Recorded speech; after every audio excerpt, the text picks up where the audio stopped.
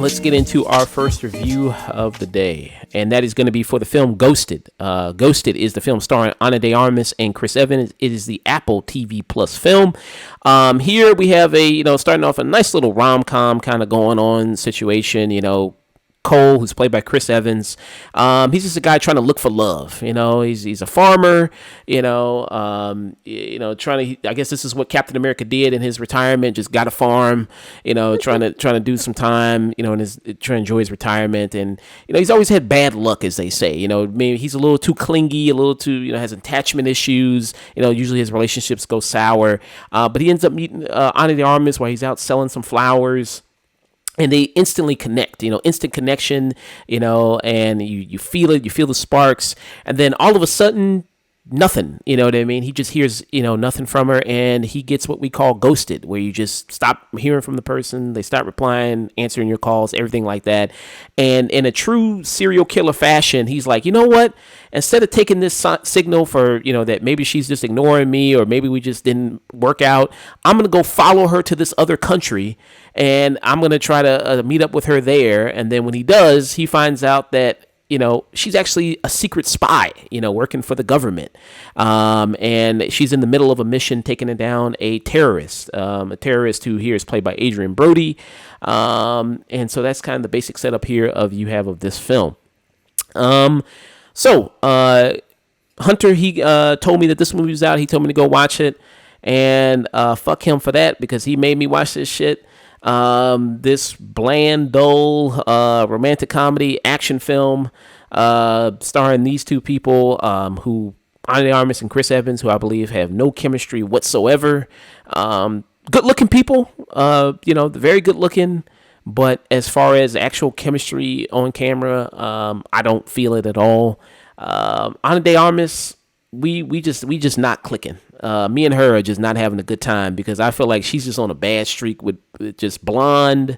What was that movie? Also, The Gray Man and Deep Water. Like, just for me, it's just me and her are just not on the same page. I don't know what it is. So I'm gonna pass it around here, get you guys kind of opinion on this. Hunter, what are some of your thoughts on Ghosted? Yeah, man. And I don't know what movie you watched. I can't even do this. Yeah, this movie sucks. It's not a good movie. Anyway, I'm so mad this movie exists. So I was watching this, and I'm like, okay, they're both in Knives Out. They're both great Knives Out. Like, in theory, the chemistry should just transfer. And you have a great director in Dexter Fletcher, who, if you're not familiar, he did the criminally underrated Rocket Man, which, god fucking damn it, how that did not get Oscar love, that's a whole other conversation. But he did that. That's probably his biggest thing. He did Eddie the Eagle, which is actually a pretty good, like, fun, inspirational story. I'm a fan of his. I don't know what happened here. Like it's one of those cases where I don't know. I was sitting there watching it going, Chris Evans, and I like Chris Evans quite a bit. I think he gets a bad rep. Just off of being an amazing Captain America, I will always just go like, dude, you're all right with me. He did this miniseries for Apple TV called Defending Jacob, which was actually pretty good. He did I can't remember if he directed it, but he did this movie called Gifted, which is really good. Like, Evans has had some good moments outside the MCU. I don't know what the fuck happened here. And Ana de Armas, yeah, she's fine, but people like you understand, like, being hot's not all about act. Like, that's not all acting is, right? You actually have to do shit, right? Like, that's not like that. Like, you have to actually act. God damn it! And I don't know. I think Ana de Armas, I don't know if her agent, like, hates her or thinks she's dumb. I think it's the latter, to be honest, because this feels like the sort of career people thought Scarlett Johansson was going to have, but then she actually went, I give a shit about acting. Ana de Armas needs to get there. because I just don't think she's there right now. Blonde, I stand by, is one of the worst goddamn things I've seen in the last 5 years. I cannot express how much I think that movie sucks 1,000 dicks, and that's not just talking about who she portrayed. But that movie is just torturous, and this movie felt like 2 hours. It's not 2 hours. It felt like 2 hours. I thought this was 2 hours 10 minutes, and when I checked the runtime, I think it's like an hour 50. I Mhm. think, Yeah. which again, you could have fooled me because it's so bad. My only thing that I actually liked about it, there are two cameos in here that I went, oh my god, cool. And those cameos have way more energy than anything else in the film. And I went, that is a giant fucking problem. And that kind of encompasses the movie as a whole. So yeah, it's not good. Chris? Yeah. I gave it 3 stars on Letterboxd. For me, 3 stars is okay. It's not great, um, at all, but in the beginning of it was very hallmarky. It even looked like a Hallmark kind of situation where I felt like she was the attractive, successful woman who comes home and sees the high school boyfriend. It kind of had that energy to it. And I will agree with the lack of chemistry. I loved Ana de Armas in both in War Dogs, Knives Out, and Blade Runner. But I haven't seen her do. I have like besides those three performances. Like Hunter said, Blonde. I don't know how she got nominated for an Oscar Yep. for Blonde. I don't know how that happened. Yeah, Chris Evans, he produced this movie. I think he's producing a lot of things for Apple TV Plus. It, I do agree with the lack of energy. It felt a little stale. It definitely had. It reminded me of Night and Day, where you mix the rom com with the action adventure. Mhm. But for some reason, these genres coming together doesn't have a lot of life to it. It doesn't. It doesn't. The action doesn't support the romance. The romance doesn't support the action. It doesn't really work. So movies like Ghosted, Night and Day, This Means War, that movie with Chris Pine, Yeah, Tom Hardy Yeah. fighting over Reese Witherspoon. Yeah. I'm not fighting over Reese Witherspoon. Sorry. Yeah, it's just a weird thing. You would think the rom com and action adventure spy espionage would lead to something exciting and engaging, but it doesn't really. So maybe I was being generous with 3 stars. I didn't walk away from the movie hating it. I was entertained a little bit. The third act got crazy with the whatever that mechanism was, the spinning.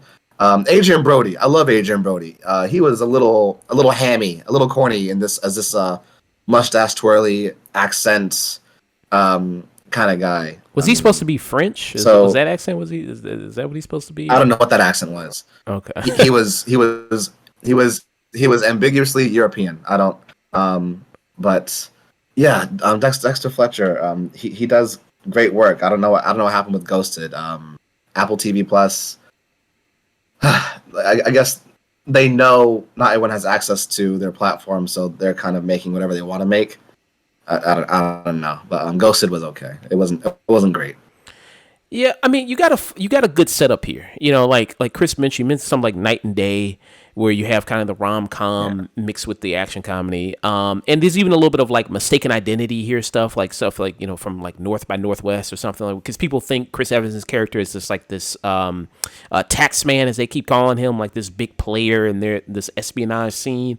So he gets mistaken for this person, and that you can have some good fun with that. It just, this movie doesn't. If you had somebody who could come up and punch up the script and get some good jokes in here, I think that that would greatly benefit it. Hunter mentioned a series of cameos that show up in this movie. That's probably my favorite part, not because necessarily of the cameos, but just because I thought that I think that was a fun little funny sequence that they did.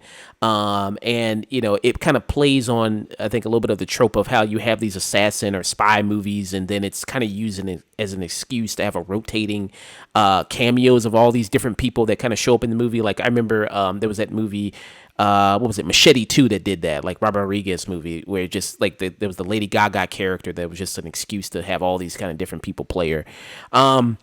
So I kind of like that a little bit. I kind of like that sequence, but everything else, I mean, it's just not here. Like I said, the chemistry between Chris Evans and Ana de Armas is just not there at all. I mean, it's completely flat. It's just like, hey, we got two good looking people together. That's good enough. There's a lot of the movie telling you how much sexual tension there is. There's even a scene where they do like a lie detector test. And then I forgot that actress's name. I've seen her before in different stuff, but there's an actress that says, like, you know what I mean, who's filling Chris Evans up, and it's like there's so much sexual tension between you two. It's like, really, I'm not feeling it at all. You know, just because two people bicker back and forth doesn't equal sexual tension. You know what I mean? Just because two people argue back and forth. Yeah, and Hunter, to his point, this is a movie that's, I think it's hour and 47, I think, or hour and 47 minutes or something. It does feel like it's like 2 hours plus. You know, it does feel like a movie that is longer than what it is. There, Hunter, you gonna say something? Yeah, so it's actually an hour 46, and it still feels like 2 hours 15, like easy. It's just the writing team too. You got Rhett Reese, Paul Wernick, and Chris McKenna, who all wrote on fucking Zombieland and both Deadpools. Like, how the fuck is the humor so bad in this? Like, I didn't laugh until 15 minutes in. Like, it legit took me 15, 20 minutes for me to get my first chuckle. Because I was sitting there like, this is a comedy, right? Like, I'm supposed to be, you know, the ha-ha is supposed to happen, right? And I cannot begin to tell y'all. Like, I think I laughed 5 times, 6 times, maybe, if I'm being generous. Like, I did not find this funny at all. Yeah. I think the jokes were there. It's awkward when you can identify the joke, but you don't laugh. Like, oh, that was a joke, but that wasn't funny. I think the jokes are there, but again, the delivery of these jokes, Ana de Armas, she's not.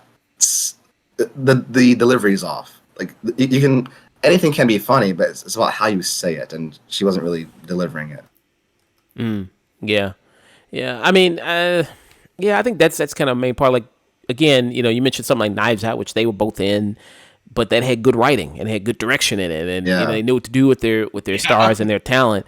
And if you want to play, like, you know, we've seen her be good as a spy before, Ana de Armas, because she was in No Time to Die, and I thought she was great in that. I thought in that little sequence she was in, No Time to Die. You know, she was really good, and she was sexy, and also, like, she had some good couple zingers and one-liners in there in that short bit she was in there. Funny. Funny. So again, it just depends on what you do with these people and how you can use them to their skill set. And I just don't think they do that very well here. And this is really forgettable. I wouldn't even say, you know, sit at home and you probably have a good time watching it. I didn't. I sat at home. I didn't really have that good of a time watching it. I was like, I could be watching something much better, you know, on this. And I don't know. I mean, I don't know. Apple Plus doesn't really have a whole lot of, you know, content on there, or, you know, identifiable, like, you know, great things. I know there's like Ted Lasso. There's what's that other Severance. Severance is very good. Severance.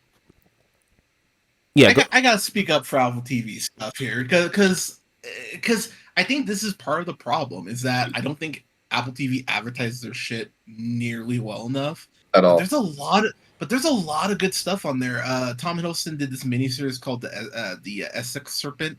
That's really great. The Fraggle Rock reboot on there. That's really great. Taron Egerton just did Blackbird. That's great. Rose Byrne has that dramedy Physical on there. That's really great. Haley Steinfeld did that show Dickinson. Yeah, that's amazing. Like, the creators of Bob's Burgers have that show Central Park that's on there. That's an amazing show. Like, there's a lot. The Snoopy show is really great. Like, there's stuff on there. They did the After Party. Loot. Loot's really great. But they don't advertise.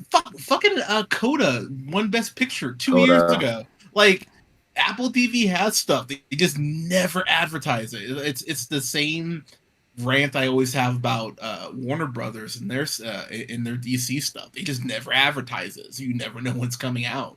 So there's stuff on Apple TV. It's just everyone goes Ted Lasso and like everything else. Yeah. But get Apple TV, people. It's like $5 a month. It's fine. Yeah. Hunter, do you watch that show with Jason Segel and Harrison Ford, Shrinking? I haven't started it yet. I heard it's really funny. Excellent. Yeah. Oh, what's it called? Severance. That's amazing. That's on there with Adam Scott. Like there's some really great shit on there, but again, no advertising. But to your point, Josh, you said you didn't have fun at home at all watching this. Being the critic out of my group of friends, people always go like, dude, what should I watch? I have a lot of friends who have kids and they have a very limited amount of time that they get to spend with their partner to watch something. I would never tell someone to waste their time watching this. And like that's the way I have to think about it. Cause like, you know, am I gonna tell someone, oh yeah, it's take 2 hours out of your day to watch Ghosted? Like Puss in Boots is The Last Wish is streaming on Peacock. I'd way rather tell someone to watch Puss in Boots than watch this shit. Some people I know haven't seen Glass Onion yet. That's on Netflix. Glass Onion fucking rules. You should watch Glass Onion way before you watch this. This just really pissed me off. Like the more I thought about it, it's like I couldn't find the budget on this, and I looked, but at the end of the day, just the fact it's on streaming, that's not an excuse. Like this is something that is on a platform, so that doesn't exempt it from being judged. And this is just kind of ass at the end of the day. And they set it up for a sequel too, which I'm just like, please, for the love of fuck, don't give me a sequel to this. Like not everything can be True Lies. Not everything can be Mr. and Mrs. Smith. That's clearly what this is going for. Yeah. And you know, y'all, like it's actually hard to pull this shit off. Again, to your point, Josh and Chris, like there's stuff like Night and Day and This Means War and oh god, The Spy You Dumped Me, like all these things that just miss the mark, and you go, see, there's a reason why not everyone can do this. And I don't know, y'all. I don't know what happened, but I this is really random, but it pissed me off. There's a point where Chris Evans' character, when he goes to stalk her, he just reaches into his cabinet. It's like, oh yeah, I got this voucher for a plane ticket like 3 years ago, and I went, vouchers don't last that long on an airline. Number one, and number two, the fact that it had dust on it. I'm like, how fucking long have you had this? And you can that voucher covers a red-eye flight. Apparently, it's like fuck you, and like that was like, and that's me barely thinking about the movie. Like I don't watch this, y'all. Like honestly, like go skip rocks. Like you'd be more entertained doing that. Like skip in a circle, plant a tree. Like there's dozens of things you can do with your time that are more beneficial than watching this shit. Rating? Oh God. God, even a stream, it's too nice. Oh fuck. What's the lowest rating again? I'm sorry, I haven't given one of these in so long. The lowest one we have is waste of fucking film, and then the second lowest we have is a burn it. This is like the lowest burn it because it's on streaming. If this was in a theater, it'd be a waste of fucking film. But it's not on film, so that technicality is kind of saving it. But this is the lowest burn. Like, you know what? Nah, waste of fucking film. Never mind. I can't. No. Don't watch this. Waste of fucking film. Chris? I think the fact that Chris Evans and Ana de Armas had more chemistry in that one restaurant scene in Knives Out, you know, the famous sweater, you know, he's wearing, that one scene where he's like trying to get her on his side and trying to empathize. That was great between them. None of that energy in that one scene was in Ghosted. So I'll say burn it because it's streaming. There's other things you could watch. Like Hunter named several shows on Apple TV on the same streaming platform. You can watch better stuff. You can skip. And watch a great show on Apple TV Plus. They have great shows. Yeah. I mean, you people probably already know. I'm gonna probably agree with these other two guys. I mean, because we just stopped in whole middle review and talked about a whole other best things that we can watch other than this, better things. So, yeah, I mean, this is I'd give it kind of a low burn it as well. It's forgettable. It's not. It doesn't really have a lot going for it. Even you could say even sometimes with a movie that is kind of lackluster, you could like, well, even some of the performances can kind of be good. I don't even think any of the performances are that good. The humor doesn't work. The action, you ask me, you maybe wondering about that if because it's a spy action rom com type thing.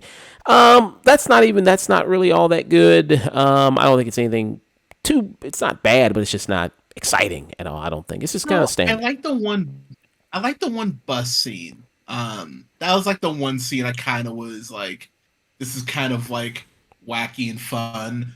But then that scene almost undercuts itself because there are points where like Chris Evans is tripping over himself, but then he like grabs a bar and does a backflip onto the top of the bus. So it's like, are you clumsy? Yeah, goddamn, this is the waste fucking film. Sorry, I'm like convinced myself the more we talk. Yeah. So. Before I move on, I just want to go back. Josh, the actress in the interrogation scene with Lie Tester, that's Tia Sakar. She's the voice of Sabine Wren in Star Wars Rebels.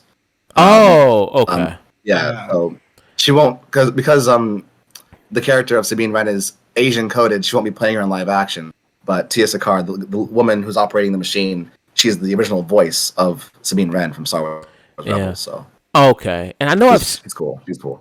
And I know I've seen her like in something like a show or movie. I know I've seen her in something else too. A Good Place.